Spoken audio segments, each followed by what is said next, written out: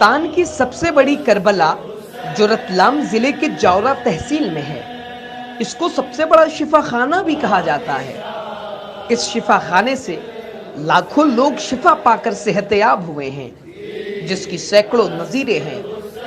उन्हीं में से एक नजीर आपके सामने है। ये अशोक भाई हैं, जो आज से 20 साल पहले इस कदर बीमार हुए कि डॉक्टरों ने इन्हें जवाब दे दिया।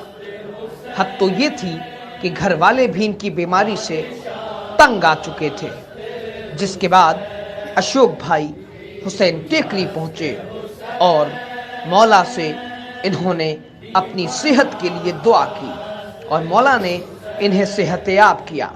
मौला ने इनकी सारी बीमारी खत्म कर दी। कि ये समझ लीजिए कि हम मौत हमें छोड़ गई, हम मौत के मुंह में थे। डॉक्टरों से इलाज कराया, नहीं ठीक हुए। इतना हमने इलाज कराया कि मेरे डैडी मम्मी कंटाल गए थे कि अब ये ठीक नहीं होंगे, मर जाएं तो अच्छा है।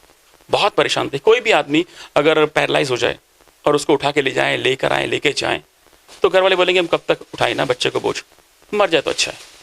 इतना मेरे डैडी मम्मी कंटाल गए थे। और जब मुझे बताया गया कि तुम हुसैन टेकरी चाहिए और वहाँ पर तुम्हें शिफा मिलेगी, तो हम यहाँ पर जब शिफा लेने के लिए आए, सिर्फ एक नाड़ा पहना।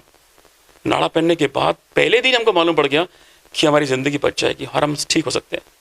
तो उसी दिन से ये समझ लीजिए कि हमें नया जीवन मिला, नई ज़िंदगी मिली और ये शहजादी ने हमको नई ज़िंदगी दे दी।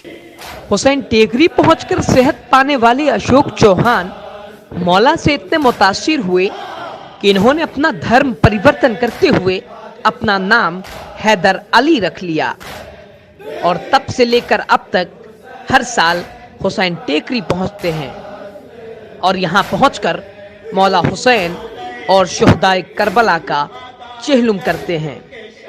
साथ ही लोगों को नसीहत देते हैं कि सच्चा हुसैनी कैसे बना जाता है।